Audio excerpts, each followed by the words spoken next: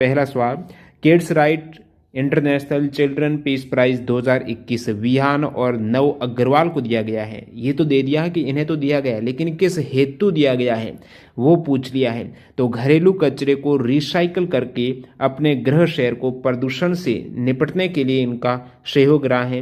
तो दिल्ली के ये दो किशोर हैं, नाम है विहान और नव अग्रवाल। हो सकता है आने वाले किसी भी एग्जाम्स में इनका नाम पूछ लें कि Kids Right International Children Peace Prize 2021 किसे मिला, तो विहान और नव अग्रवाल को दिया गया है।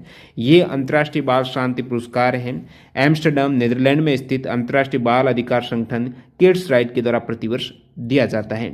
अगला सवाल यहाँ पर क्विट इंडिया मूवमेंट है, रिपीट हुआ है, इजी सवाल है, सीबीटी फर्स्ट में भी आ चुका है।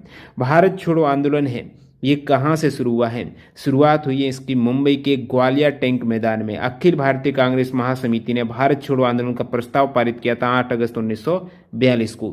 यह आंदोलन महात्मा गांधी के द्वारा अखिल भारतीय कांग्रेस समिति के मुंबई अधिवेशन में शुरू किया गया है।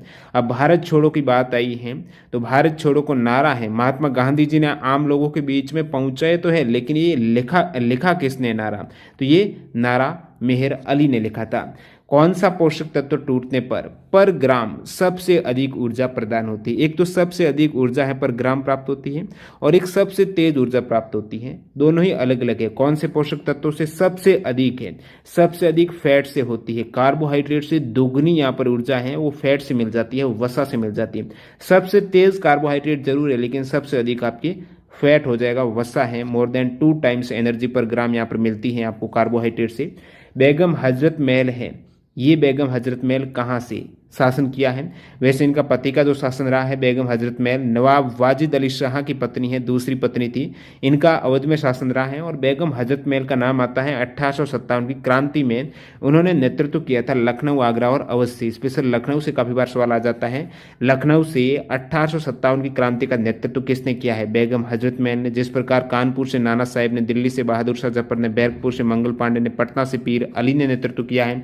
जगदीशपुर बिहार से बाबू कुंवर सिंह ने किया है, मेरठ से कदम सिंह ने किया है, झांसी से रानी लक्ष्मीबाई ने नेतृत्व किया था, बरेली से खान बहादुर के द्वारा 1857 की क्रांति का नेतृत्व किया गया था।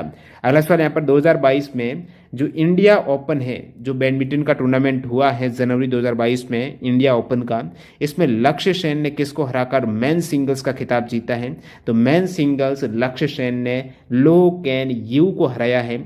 और ये जो टूर्नामेंट है ये कहाँ पर हुआ है? केडी जादव इंदौर हॉल नई दिल्ली में हुआ है जनवरी 2022 में। अब देखिए तो मेन सिंगल्स का हो गया। विमेन सिंगल का जो खिताब है वो बुसानन ओंग बाम रुंगफान ने जीता है। ये है आपकी बैडमिंटन का जो इंडिया ओपन है। लेकिन बात करूं 2021 का बैडमिंटन का जो BWF वर्ल्ड चैंपियनशिप हुई है उसमें मेन सिंगल्स में इंडिया से जो सिल्वर मेडल जीता था श्रीकांत किदाम्बी ने, और ब्रॉन्ज जीता है लक्ष्य सेन ने। ये भी आपको पता होना चाहिए। अल्पसंख्यक वर्गों के हितों का संरक्षण किस आर्टिकल से संबंधित है? आर्टिकल 29 में है अल्पसंख्यक वर्गों के हितों का संरक्षण। आर्टिकल 30 में है अल्पसंख्यकों को शैक्षणिक संस्थान चलाने का अधिकार। संघ की कार्यपालिका शक्ति किस आर्टिकल में है? संघ की कार्यपालिका शक्ति है आर्टिकल 53 में। कहां पर? आर्टिकल 3 यहां पर पूछ लिए हैं, 3 अनुच्छेद से सवाल आए हैं। एक सवाल है अंतर्राष्ट्रीय शांति और सुरक्षा की अभिवृद्धि किस आर्टिकल में है? तो आर्टिकल 51 में अंतर्राष्ट्रीय शांति और सुरक्षा की अभिवृद्धि का उल्लेख है।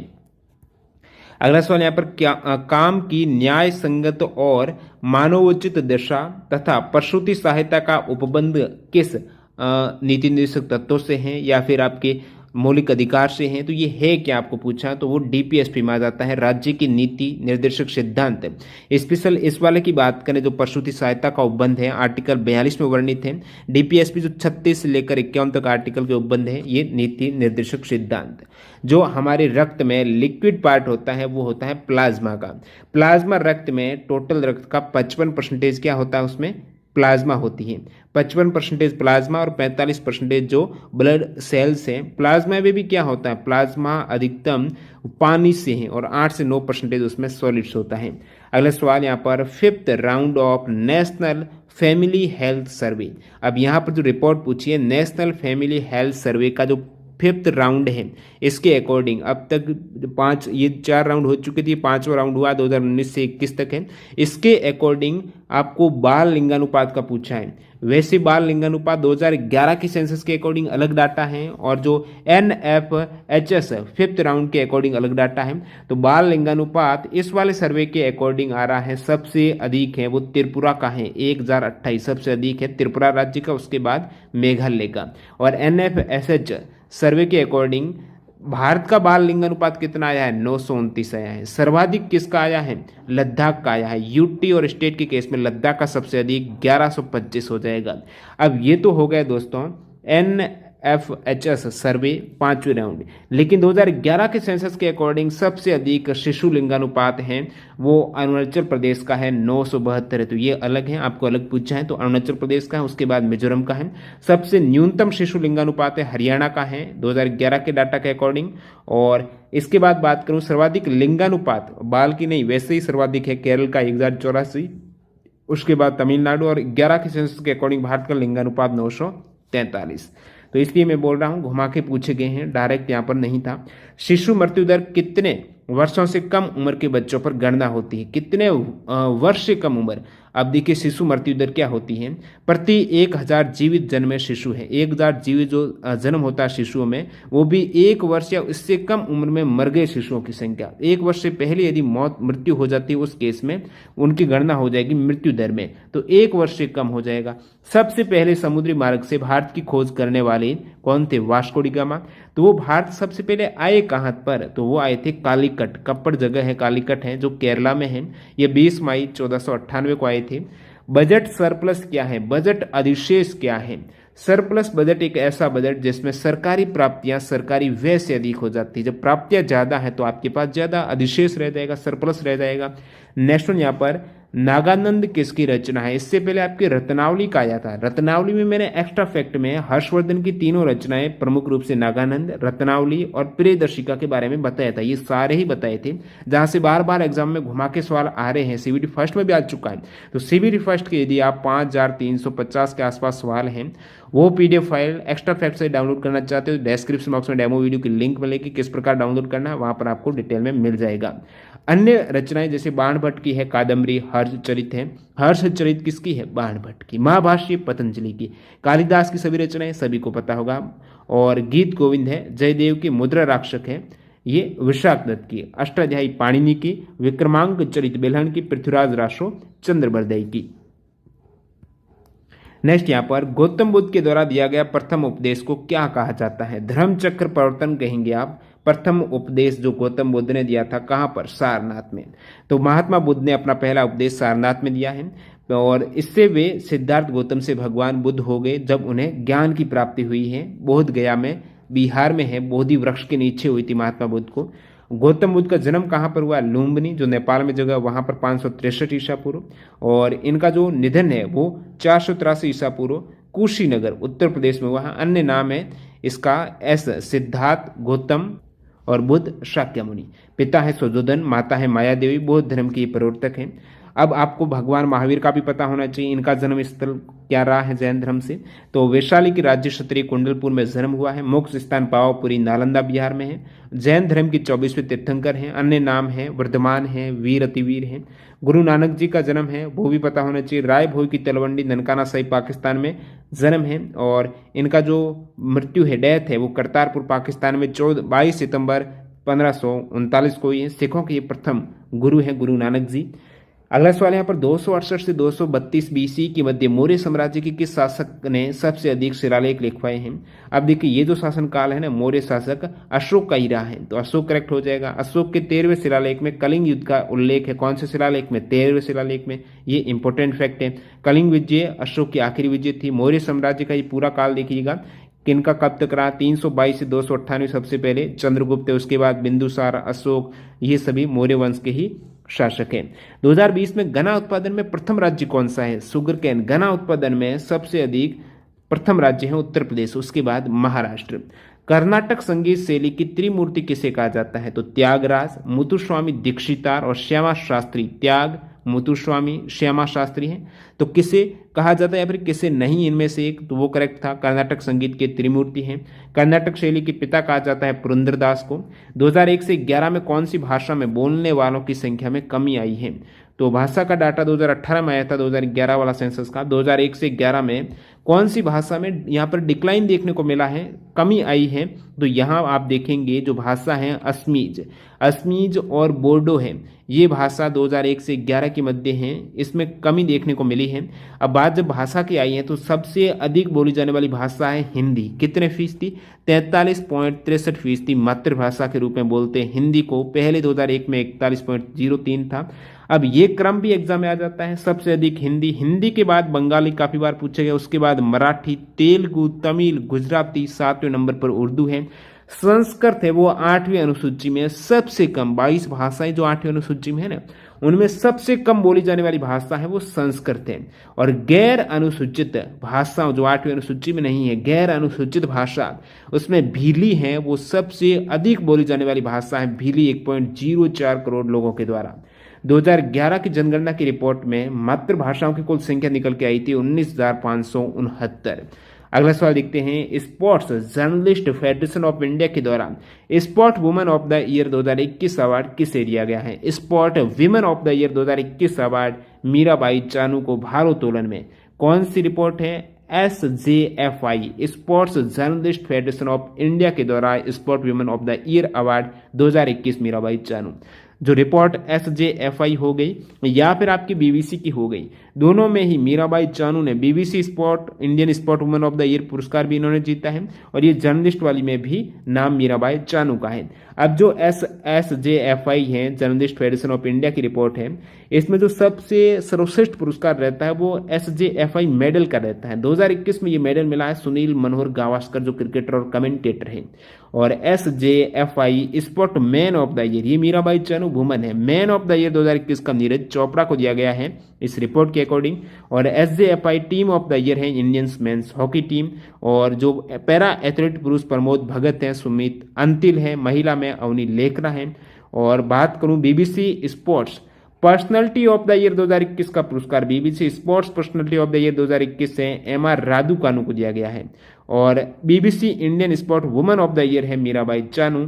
नेक्स्ट वाला लिखते हैं यहाँ पर, संसद किससे मिलकर बनी है? संसद में राष्ट्रपति, Rajya Sabha, Lok Sabha. What river basins have the highest population? तो सबसे अधिक जनसंख्या किस रिवर बेसिन में है विश्व की? तो गंगा नदी हो जाएगा। 400 मिलियन लोगों के साथ गंगा नदी बेसिन दुनिया में सबसे अधिक आबादी वाली नदी बेसिन है। वैसे नदी बेसिन की बात आई है तो विश्व में किस नदी का बहाव बेसिन सबसे बड़ा है? तो वो अमेजन का है। गंगा बेसिन भारत में सबसे बड़ा नदी बेसिन है, सेकंड गोदावरी है भारत में। अमेजन की बात है तो अमेजन नदी दक्षिण अमेरिका के भूमध्य क्षेत्र से होकर बहती है। कर्नाटक, तेलंगाना, आंध्र प्रदेश में गुड़ी पड़वा पर्व को क्या कहते हैं? गुड़ी पड़वा पर्व है, ये मैं न्यू कैलेंडर का बहुत बार बताया है, अभी की आपकी बता चुका हूं मैं, लेवल 5 के या 2 का एग्जाम था। उगादि कहा जाता है नव वर्ष जो गुड़ी पड़वा कर्नाटक, तेलंगाना और आंध्र प्रदेश में उगादि कहा जाता है दक्षिण भारत में। और पुथुंडू है, ये तमिल नव वर्ष कहा जाता है पुथुंडू। और जो पोहेला बैशाख है, ये बंगाली कैलेंडर है नव वर्ष का। और जो कोंकणी हिंदूज है, मराठी है, उनका नव वर्ष है वो गुड़ी पड़वा हो जाएगा, जिसे दक्षिण भारत में उगादि कहते हैं। केरल का नव वर्ष है विशु। नेक्स्ट सवाल, हीराकुंड बांध किस नदी पर है? महानदी, ओडिशा में। उत्तर पूर्वी भारत की सबसे बड़ी मीठे पानी की झील कौन सी है? जो अपने प्रसिद्ध तैरते द्वीपों के लिए, जिसमें फुमदी द्वीप है, तैरता हुआ द्वीप, तो फुमदी द्वीप कौन सी झील पर तैरता है? लोकटक झील, मणिपुर में। यूरोप को एशिया से अलग करने वाली पर्वत श्रृंखला है यूराल। नेक्स्ट यहाँ पर कौन सी उत्कृष्ट गैस है? तो उत्कृष्ट गैस में ये helium, neon, argon, krypton, xenon, radon, ये सभी इन विकल्प ऑप्शन में आपके हीलियम था। सरला दास किस साहित्य से संबंधित हैं जिनकी कोई वर्षगांठ थी? उनको एक अवार्ड से जुड़ा हुआ है। सरला दास है ओडिया साहित्य से संबंधित हैं। सरला दास ओडिया के महान कवि थे है ना, जिन्होंने ओडिया में महाभारत तथा यहाँ पर रामायण है जो बेलड़का रामायण है, तो बिलंका रामायण और ओडिया में महाभारत की रचना है वो सारला दास के द्वारा ही की गई है। किसी भारतीय शैक्षणिक संस्थान का सबसे बड़ा सुपर कंप्यूटर परवेगा है। तो इस परम परवेगा की कुल सुपर कंप्यूटिंग क्षमता कितनी है? करंट अफेयर्स का लेटेस्ट सवाल। परम परवेगा किसी भारतीय शैक्षणिक संस्थान का सबसे बड़ा सुपर कंप्यूटर जिसकी सुपर कंप्यूटिंग क्षमता है 3.3 पेटाफ्लॉप्स है। अब भारत का सबसे तेज सुपर कंप्यूटर है परम सिद्धि एआई। परम सिद्धि एल का जो क्षमता है वो 5.2 पेटाफ्लॉप्स है। तो इनसे काफी ज्यादा आप देखेंगे। दुनिया की पहली 100% पेपरलेस सरकार कहां पर बनी? दुनिया की पहली 100% पेपरलेस सरकार है। बिल्कुल सारे काम डिजिटल हो रहे हैं, वो दुबई में बनी है। तो यूएई में दुबई है, वहां पर अमीरात के क्राउन प्रिंस शेख हमदान बिन मोहम्मद बिन राशिद अल फख्तूम ने दावा किया है कि दुबई की सरकार पूरी तरह से डिजिटल हो गई। कितना बड़ा नाम इनका। एमएस वर्ड में पैराग्राफ वाले मेनू में कौन सा फंक्शन नहीं होता है? अब एमएस वर्ड आप देखेंगे तो ऊपर आपको फॉन्ट दिखता है, फॉन्ट के आगे आपको पैराग्राफ दिखता है। पैराग्राफ में अलग अलग आपको अलाइनमेंट का ऑप्शन रहता है। पूरे पैराग्राफ में जो लाइन्स है वो लेफ्ट में करनी है, राइट में करनी है, स्पेस कितना देना है, इंडेंट आप देना चाहते हो लाइन में, जो यहाँ पर अलग अलग बुलेट्स हैं वो भी आप दे सकते हो। ये सारे विकल्प रहते हैं अलाइनमेंट, इंडेंट के, लाइन स्पेसिंग पे, लाइन ब्रेक्स, पैराग्राफ ब्रेक्स हैं, पैराग्राफ मेनू में रहते हैं। कौन सा नहीं है वो विकल्प पर आधारित क्या ऑप्शन थे आप बताना। प्लेट विवर्तनिकी जनक कौन है? अल्फ्रेड वेगनर हैं प्लेट विवर्तनिकी के फादर। नेक्स्ट यहाँ पर गोल गुंबद कहां पर है? गोल गुंबद है बीजापुर, जो कर्नाटक में स्थित है। गोल गुंबद बीजापुर के सुल्तान मोहम्मद आदिल शाह का मकबरा है जो Deccan Indo Islamic architectural style में निर्मित है। नेक्स्ट यहाँ पर राष्ट्रपति के चुनाव, लोकसभा के चुनाव और इन सभी में जो मतदाताओं की पहचान है, तो मतदाताओं के बारे में जो भी निरीक्षण है वो किसकी, वो शक्ति किसके पास है, ये विकल्प है। तो आई थिंक यहाँ पर चुनाव आयोग होना चाहिए। सबसे अधिक कच्चे तेल पेट्रोलियम का उत्पादक देश कौन सा है? सबसे अधिक लार्जेस्ट प्रोड्यूसर जो क्रूड ऑयल का है वो यूएसए है। अब प्रोड्यूस करना अलग बात है, उनको बेचना फिर निर्यात करना अलग बात है। अब निर्यातक के केस में जो सबसे बड़ा निर्यातक है, ऑयल एक्सपोर्टर है, वो सऊदी अरब में, और सबसे ज्यादा होता यूएसए में, सेकंड सऊदी अरब में होता है, लेकिन निर्यात सऊदी अरब ज्यादा करता है। लेकिन भारत जो तेल लेता है, आयात करता है, वो कहां से करता है? तो इराक से करता है। अगला सवाल यहां पर, what is the shortcut to switch between files? अब एक साथ विंडो 10 में काफ़ी फाइल आपकी ओपन कर रखी हैं। उन फाइल में जैसे इस फिलहाल इस फोल्डर में हो तो नेक्स्ट फोल्डर में स्विच करना है तो अल्ट के साथ आप टैब प्रेस करेंगे। ओजोन क्षरण के परिणाम से संबंधित गलत कथन ये ऑप्शन थे। स्किन कैंसर होता है, ओजोन क्षरण होता है, पेड़ की वृद्धि में भी कमी होती है जब ओजोन होती है, और जीवों के लिए हानिकारक है, ह्यूमन ऑक्सीजन ज़्यादा लेगा, ये थोड़ा गलत हो सकता है। भारत किस संगठन का सदस्य नहीं है? इनमें से ओपेक का सदस्य नहीं है। जो तेल वाला संगठन है, ओपेक की फुल फॉर्म क्या हो जाएगी? तो ये है Organization of the Petroleum Exporting Countries है।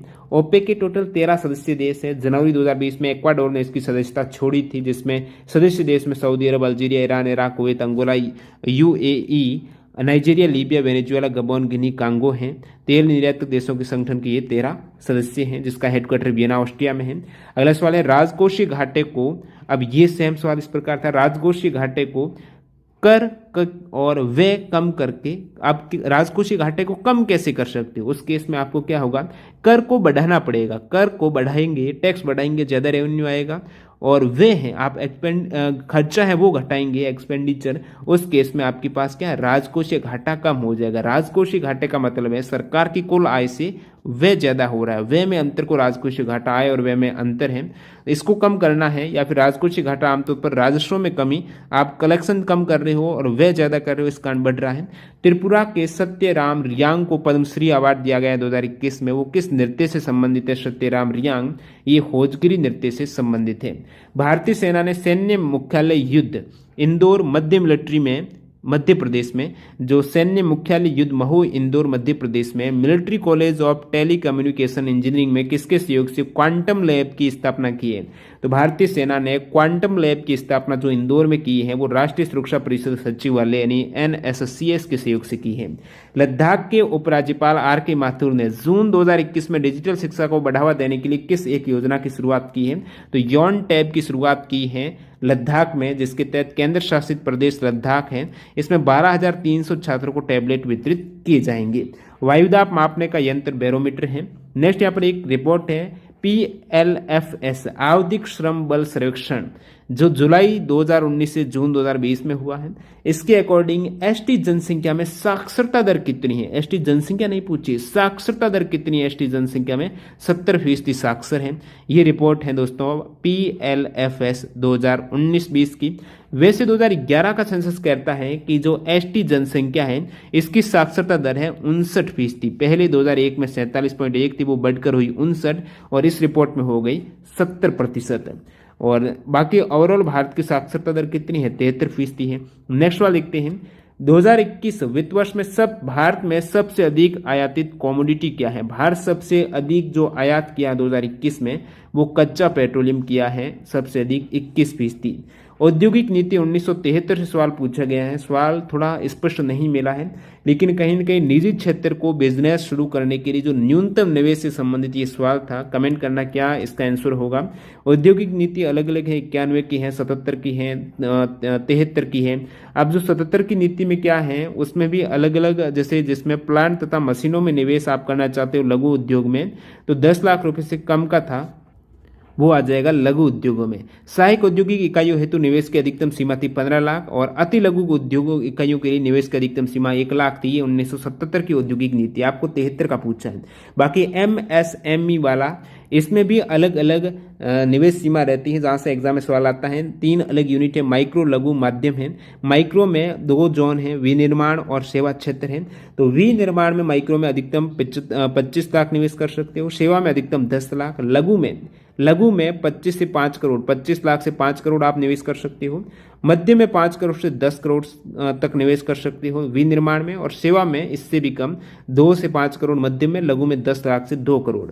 अगला सवाल है, वर्ल्ड बैंक के हिसाब से 2020 का ग्लोबल बर्थ रेट कितना परसेंटेज है। ये 2 सवाल स्पष्ट नहीं मिले हैं। एक कृषि से संबंधित कोई योजना थी 1982 की, और बाकी एक सवाल और रह गया, वो आप कमेंट सेक्शन में बता देना। इस प्रकार आज आपकी 14 जून 2022 में NTPC के फर्स्ट शिफ्ट में पूछे गए लेवल 3 के ये जीके के सवाल आपने देखे। PDF फाइल टेलीग्राम चैनल पर मिल जाएगी। 5320 क्वेश्चंस की जो CBT फर्स्ट की PDF फाइल के लिए डेमो वीडियो आप डिस्क्रिप्शन बॉक्स में देख लेना। और यदि आप टेक्स्ट बुक से टेस्ट सीरीज ज्वाइन करना चाहते हो तो TTG के कूपन कोड से मैक्सिमम डिस्काउंट ले सकते हो। मिलते हैं नए वीडियो के साथ। वंदे मातरम, जय हिंद दोस्तों।